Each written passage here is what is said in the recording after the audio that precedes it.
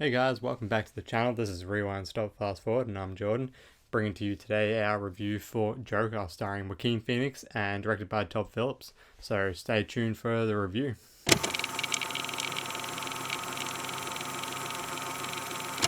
So I think it's important to kind of address, first of all, the mass, controversy that surrounds this film at the moment in terms of the film's violence and, depiction of a sympathetic villain, I suppose.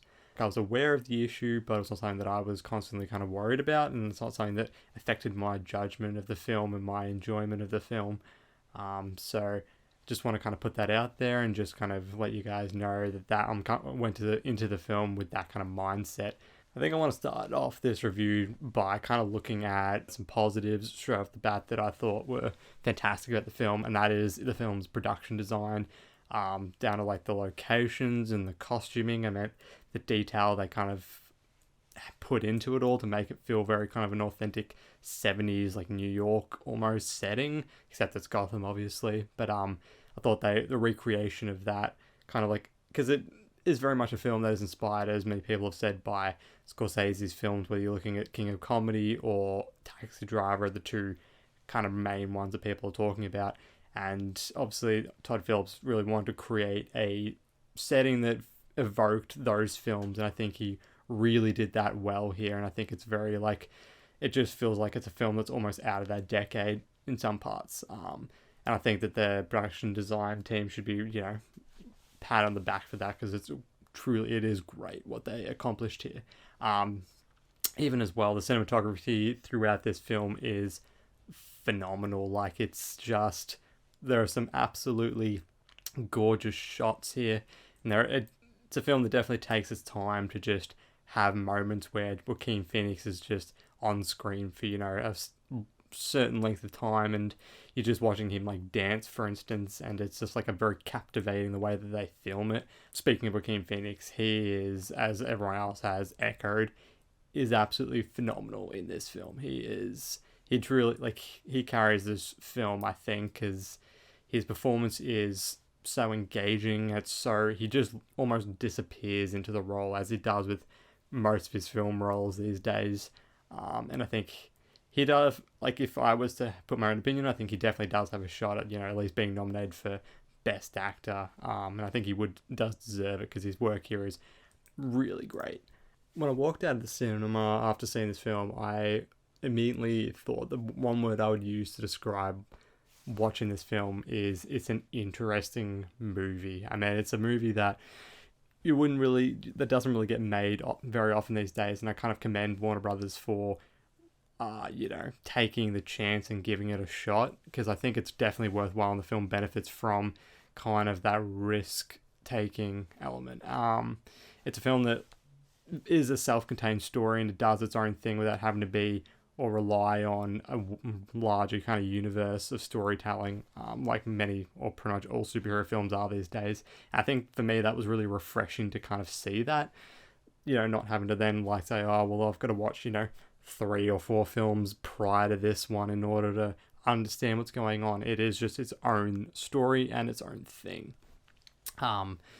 But it is an interesting film for me, primarily because we are following a villain this time around, and I think it's interesting because you are asked, I know, because a lot of the controversies surrounding this film is, it's a film that's asking you to be sympathetic towards a villain and someone who commits crimes and is evil in a sense. And while I understand that, I don't think that the film inherently asks you to feel sympathetic, but to at least understand this character and where he's coming from. It's kind of, I liken it to more Mindhunter, if any of you have seen that, because instead of just looking at some of the criminals in that show and just saying they're villains, they're bad guys, and that's that, it asks you to put aside that idea of them and decides to like look at them in an objective light and just say, hey, look what actually led them to becoming who they are today, even if they are crazy mass murderers. It asks you to peel back the layers and kind of analyze them, and I think that this film is doing that very much. But I can see at the same time where people may be offended by it, because it's a film that asks you people may be thinking it's telling you to be very sympathetic, and that's very much in favor of, the murder that this Joker character does throughout the film, which I don't think is true. It's just a film that is deconstructing this man. It's because I think, as you see in a lot of superhero films, the villains are always really one note. There's, hey, we're evil, we want to take over the world. And that's good enough for most people, but I don't think that's the case. Like in those films, the villains are usually really weak. And they're weak because they're that one-dimensional. But in this film, he's, the Joker is such a three-dimensional character because, you get to see who he is as a person rather than just being, hey, he's a villain, And I think that the film both benefits and struggles from that aspect because, it's such an interesting take to see the character in that light, but at the same time, you're having to invest in a story and a character when, every time he's on screen, you're almost feeling uncomfortable around him and you're almost, uncomfortable with what he's doing and how he talks to people and how he interacts with society. And you're aware that he's, something's not right type of thing. And it's moments where you're supposed to feel sympathetic, but you don't quite feel sympathetic. And it's just kind of tug of war between you as the audience, what you're supposed to be feeling in certain moments. And I think the film kind of struggles with that for me at times, is that kind of tone it's trying to set. But I think that, despite that, I think Joaquin Phoenix, whose performance here is fantastic, really does still bring you through the film regardless of some of those kind of faults that I think are there. And I think he imbues that character with enough spirit and kind of energy that you're still engaged within the story, even if you're not quite sure how to feel within certain scenes, which I think is important. And having Joaquin Phoenix there really does kind of push the audience through hard moments throughout the film. I want to touch back on one other thing that I mentioned about it kind of being a standalone property without having to rely on a larger superhero, catalog of films, so to speak. And that's that it is allowed to kind of feel more real. It's a film that, actually feels like it's barely connected to comic books at all. It definitely does its own thing, and it is a film that, as I said, feels grounded. It feels like the world is tangible and real, and it's a living place, and the Joker, Arthur Fleck, actually exists in this place. And I think the film benefits from that because when it's very much a drawn out kind of character study of a film, and there are moments of action peppered throughout, very small moments, but those moments actually hit really impactfully. And I think that's something that a lot of superhero films lack, because they go larger than life and have people being thrown through buildings, and it gets to a point where you just kind of feel so detached from the action. But in bringing this film back to a place of kind of groundedness, it allows the film to kind of breathe and allows the action to feel visceral. And I think that's important and refreshing to see, especially in a comic book film, even though I would barely call this a comic book film. It's more it's just a crime film starring a character that is from a comic book movie. One other issue I had with the film was the pacing. I felt like it wasn't a super slow pacing, but it was a very drawn out film, and I felt like there was a lot of kind of time between sort of moments of intense or heightened drama, and there was a lot of time just sort of spent watching Joaquin Phoenix's, dancing and stuff like that, which I really like. But at the same time, maybe they were a little bit too drawn out for me. And the moments between, again, that heightened sense of drama just kind of affects the flow of the story just a little bit, because sometimes you're waiting for the film to kind of get to that build up that you're waiting for. And that moment when it really becomes and embodies the Joker character, which, may I say, when that actually comes and the film starts to kind of build up and he starts to really lose his mind, that's when the film really picks up into third gear, and it's intense, and it's full on, and it's great. And there are just so many really great moments of action, I call it, but and it's just, and the drama and the interaction between characters is great.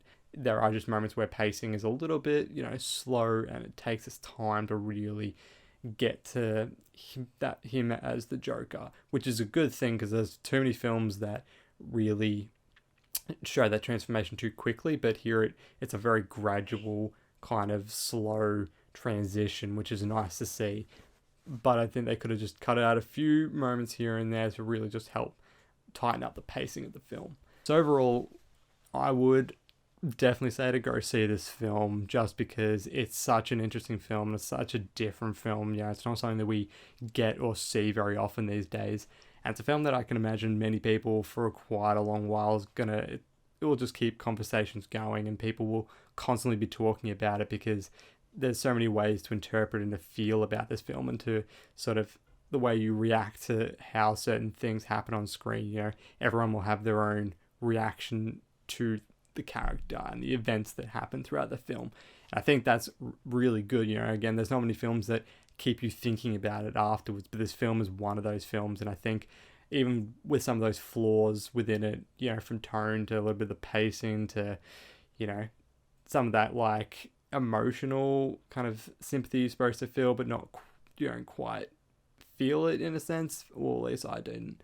You know, I think they're all just interesting elements to the film that just make it something that I could watch again. And, you know, each time I watch it, I feel like I'll pick up something else or, you know, feel a different way about a certain scene or something like that, you know.